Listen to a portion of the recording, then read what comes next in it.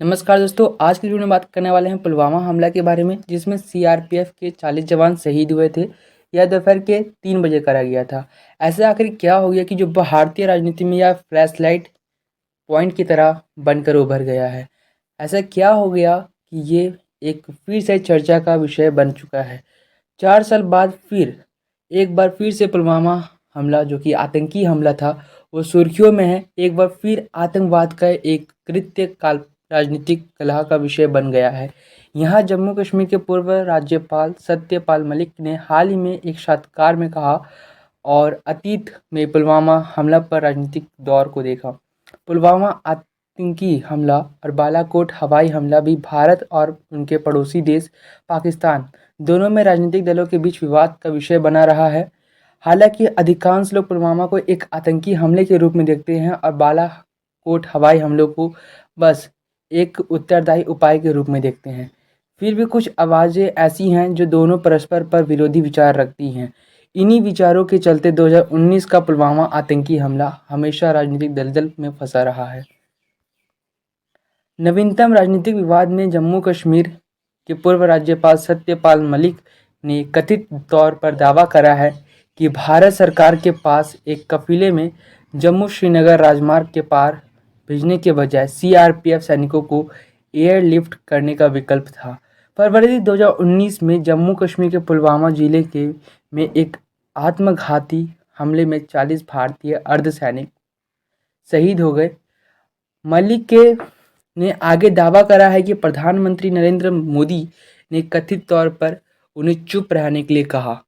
जब मलिक ने उन्हें बताया कि पुलवामा आतंकी हमला इसलिए हुआ क्योंकि केंद्र ने इस तरह के खतरे में के बारे में खुफिया जानकारी मिलने के बावजूद सीआरपीएफ के जवानों को ले जाने के लिए विमान उपलब्ध नहीं कराया था। अब बात यहाँ पे ये उठती है कि पुलवामा हमले पर सियासी तमाशा जारी है। मलिक जो पुलवामा हमला आतंकी हमले और अनुच्छेद 370 के तहत दिए गए विशेष दर्ज को वापस लेने के दौरान जम्मू कश्मीर के राज्यपाल थे, ने द वायर के लिए पत्रकार करण थापर के साथ 1 घंटे के लंबे साक्षात्कार के हिस्से के रूप में कई विस्फोट टिप्पणियां करी, जिसमें उन्होंने पीएम नरेंद्र मोदी का वर्णन करा, जम्मू कश्मीर के बारे में गलत जानकारी दी। इस साक्षात्कार के तुरंत बाद एक राजनीतिक सर्कस चल पड़ा, जिसमें कुछ राजनेताओं ने मलिक के दावों को विस्फोट सत्य बताया। कांग्रेस महासचिव जयराम रमेश ने भाजपा के नेतृत्व वाली केंद्र सरकार पर न्यूनतम शासन और अधिकतम चुप्पी का आरोप लगाया और सत्यपाल मलिक द्वारा लगाए गए आरोपों पर प्रतिक्रिया मांगी। उन्होंने कहा, जवाब देना सरकार की जिम्मेदारी है। उन्होंने कहा कि कांग्रेस राष्ट्रीय सुरक्षा से जुड़े सवाल पूछना जारी रखेगी। समाचार पोर्टल के साथ मलिक का साक्षात्कार जारी होने के साथ ही सरकार की ओर से कई प्रतिक्रियाएं नहीं आई हैं, जबकि भाजपा ने कहा है कि उनकी विश्वसनीयता पर गंभीर सवाल थे और हाल के वर्ष में उनके द्वारा किए गए विभिन्न बयानों पर हवाला दिया। अब बात यहाँ पे ये उठता है, पाकिस्तान अब पुलवामा के लिए भारत को जिम्मेदार ठहरा रहा है। मलिक के साक्षात्कार पर पाकिस्तान ने तुरंत प्रतिक्रिया दे डाली कि इस मुद्दे पर भारत की घरेलू राजनीति के अनुसार कथनक है को बदलने के लिए काफ़ी तेज था। पाकिस्तान के प्रधानमंत्री शहजाद शरीफ के रविवार को इस बयान पर जारी यह दावा करने की कोशिश करी है कि भारत सरकार ने राजनीतिक लाभ के लिए पुलवामा हमले के बाद स्थिति का फायदा उठाया। पाकिस्तानी समाचार पत्र, जिसका नाम है आउटलेट पीटीवी वर्ल्ड, ने अपने आधिकारिक ट्विटर हैंडल पर मलिक के साक्षात्कार के अंश को साझा किया और लिखा, भारत के पुलवामा नाटक का और खुलासा। पाकिस्तानी स्थिति का फायदा उठाने की पुरानी रणनीति को अंजाम दिया रहा है। सालों बाद सदन के पटल पर उसके एक मंत्री ने पुलवामा हमले का श्रेय लेने का दावा किया है। पाकिस्तान के पूर्व सूचना का प्रसारण मंत्री फवाद चौधरी ने पुलवामा हमले में इस्लामाबाद की भूमिका स्वीकार करी। हमने भारत को उनके घर में मारा। पुलवामा में हमारी सफलता इमरान खान ने के नेतृत्व में इस देश की सफलता है। आप और हम उस सफलता का हिस्सा है, उन्होंने नेशनल असेंबली में 2020 में बहस के दौरान कहा था। अब यहाँ पे बात है कि यूएनएससी ने पुलवामा के लिए पाकिस्तान स्थित आतंकी संगठन को जिम्मेदार ठहराया है।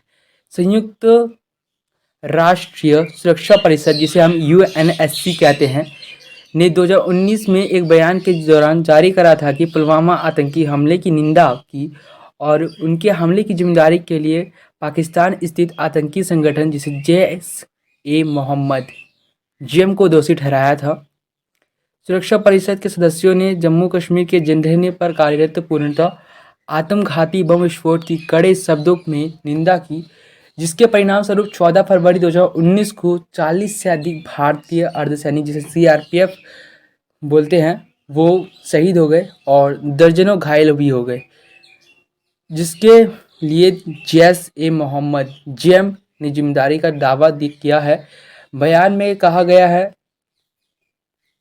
पाकिस्तान इस पर रक्षात्मक हो गया और पाकिस्तान के पूर्व विदेश मंत्री शाह मोहम्मद कुरैशी ने एक साक्षात्कार में कहा कि जैश ने हमले के लिए जिम्मेदारी का दावा नहीं किया और इस तरह के दावों पर भ्रम है। ऐसा जैश-ए-मोहम्मद अपने द्वारा अपनी आधिकारिक वेबसाइट पर एक बयान का जारी के बावजूद किया गया, जिसमें उन्होंने बेशर्मी से हमले की जिम्मेदारी ली थी। जाहिर है, पाकिस्तान ने हमले पर अपनी भूमिका का पर्दा डालने की पूरी तरीके से कोशिश करी है। अब बात यहाँ पे ये है कि जब सरकार ने पुलवामा को लेकर विपक्ष पर साधा निशाना, मार्च 2019 में हमले के एक महीने बाद मोदी सरकार ने विपक्षी दलों पर हमले तेज कर दिए और उन्हें आतंकवादियों और हमारे सशस्त्र बलों के प्रश्नकर्ताओं का प्राकृतिक आवास कहा। विपक्ष बार बार हमारी सेना का अपमान करता है। मैं अपने साथी भारतीय से अपील करता हूं, विपक्षी नेताओं ने किसी बयानों पर सवाल करे। उन्होंने बताया कि 130 करोड़ भारतीय विपक्ष को उनकी हरकतों के लिए ना तो माफ़ करेंगे ना ही भूलेंगे। भारत हमारी सेना के साथ मजबूती से खड़ा है। मोदी ने कांग्रेस सदस्य सैम पित्रोदा की टिप्पणी में जवाब कहा था। हमले के बाद सत्तारूढ़ और विपक्षी दलों के बीच गर्मागर्म बहसें हुई, जिससे आतंकी हमलों के बीच राजनीति कला का विषय बना गया। और फिर भी 4 साल के बाद पुलवामा सिर्फ आतंकवाद के एक अधिनियम से कहीं अधिक है। दोस्तों, ये थी कहानी। मतलब एक छोटा सा सिंपल सा समझो आप कि यहाँ पे बात ये उठ रही है कि जो भारतीय राजनीति है उसमें दो पार्टियाँ हैं, एक कांग्रेस हो गई, एक बीजेपी हो गई। तो अच्छा समझा दे रहा हूँ। तो कांग्रेस हो गई, बीजेपी हो गई। कांग्रेस ने कांग्रेस उतना समर्थन नहीं करता था पहले भी, और अभी भी जानती है उसका क्या हाल है।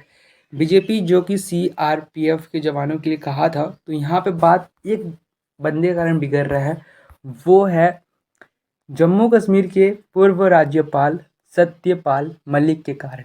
उन्होंने दावा करा है कि इसका जो पुलवामा हमला था उस पर पहले से ही उन्हें पता आभास हो गया था कि ये होने वाला है। उन्होंने मोदी जी से कहा था, तो बट मोदी जी ने उनके बात पे कोई सीरियस नहीं लिया। ये कह रहे हैं, ठीक है।